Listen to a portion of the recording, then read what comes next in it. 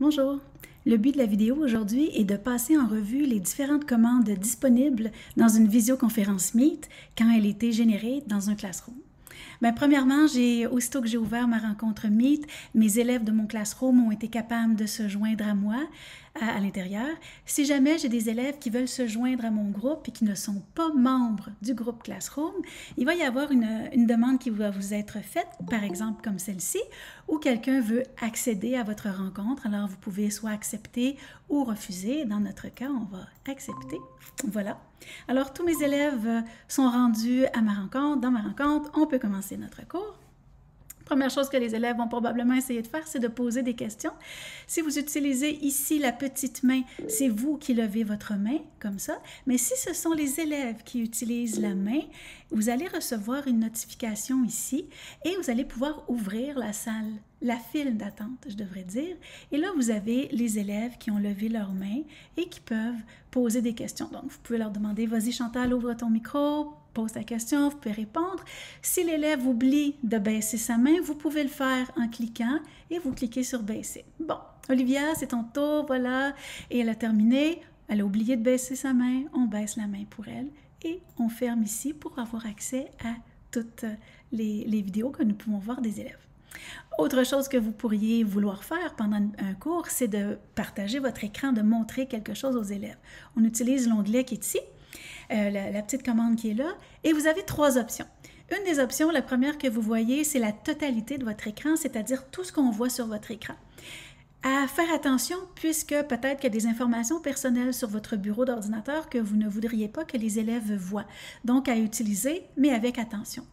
Si vous utilisez une fenêtre, c'est quand vous voulez partager, par exemple, un document Word qui est ouvert sur votre ordinateur ou un PDF dans Adobe, on va utiliser « Partager une fenêtre ». Dans mon cas, ici, je vais vouloir partager un onglet. Donc, je clique et tous les onglets qui sont ouverts ici, dans mon navigateur, je peux les voir et je peux sélectionner celui que je veux montrer. Par exemple, si je prends YouTube, je veux faire écouter une vidéo aux élèves, je m'assure de pouvoir cocher « Partager l'audio » pour être sûr que les élèves entendent quelque chose. Dans mon cas, moi, je veux partager la trousse numérique, donc je clique dessus et je partage. Et là, vous allez me dire « Oh non! J'ai perdu le Meet, où est-ce qu'il est rendu? » Non, non, non, vous ne l'avez pas perdu. C'est juste qu'on a ouvert un nouvel onglet. Si vous remarquez ici, les onglets, ce sont tous ceux qui sont ouverts. Et la trousse numérique, c'est la page, c'est l'onglet que je veux partager.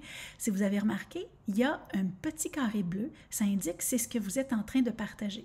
Si vous regardez à Meet, il y a un point rouge. Ça veut dire que c'est là qu'est votre rencontre. Si vous cliquez, tada, on revient à notre rencontre Meet et on peut voir quel est le partage d'écran pour les élèves.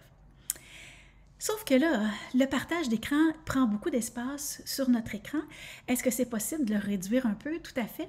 Si on passe notre curseur sur l'image, on peut désépingler la présentation en cliquant dessus et la présentation devient de la même grandeur, la même grosseur que les autres tuiles des élèves. Comme ça, on peut continuer à voir tous les élèves. Autre astuce aussi pour gagner de l'espace, si vous passez votre souris sur votre image à vous, vous pouvez la diminuer et la mettre en plus petit et la déplacer où vous voulez. Vous pouvez également la mettre complètement invisible, comme ceci. Attention, les élèves vous voient encore. C'est juste vous que vous avez l'image qui ne vous apparaît pas à vous, mais votre écran, elle est toujours allumée et les élèves peuvent voir ce que vous faites. Pour revenir, on clique et on peut revenir carrément comme ça pour avoir la même tuile que les autres. J'ai terminé de faire mon partage, je clique sur « Arrêter le partage » et je vais revenir comme ça à ma présentation comme au début. Ensuite, vous pourriez peut-être avoir géré des participants qui sont indésirables, qui ont des comportements inadéquats et vous voudriez les exclure de la classe, de la période, du moment. C'est peut-être plus pour les élèves du secondaire, vous allez penser. C'est facile de le faire. Donc, Charlotte a été désagréable, donc vous voulez la retirer du cours.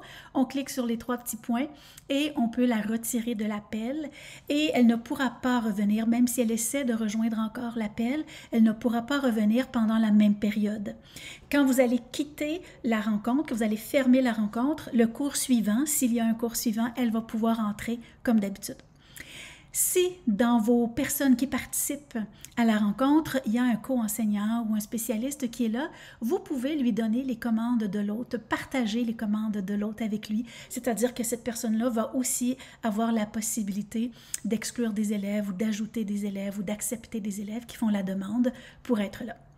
Si jamais on veut ajouter quelqu'un, on peut cliquer ici et ajouter, écrire l'adresse courriel de la personne pour pouvoir l'ajouter manuellement à la rencontre. Autre élément que vous pourriez peut-être avoir besoin pendant votre cours, c'est le clavardage, c'est-à-dire d'avoir des messages, des conversations. Vous pouvez facilement, en cliquant sur le clavardage, là, le mettre actif ou pas. Je vous suggère de le mettre inactif au début de la période, puis ensuite de l'activer quand vous en avez besoin. Pour l'utiliser, c'est simple. On écrit un message ici dans l'espace et on clique sur la flèche pour pouvoir voir les messages. Les messages, c'est tous ceux qui participent à la rencontre qui voient les messages et quand on quitte la rencontre, tous les messages vont s'effacer. Vous avez également ici un endroit où vous pouvez avoir un tableau blanc. Ça sera l'objet d'une autre vidéo, d'une autre capsule.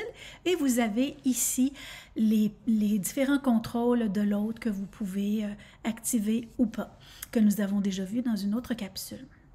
Donc, il vous reste seulement à quitter.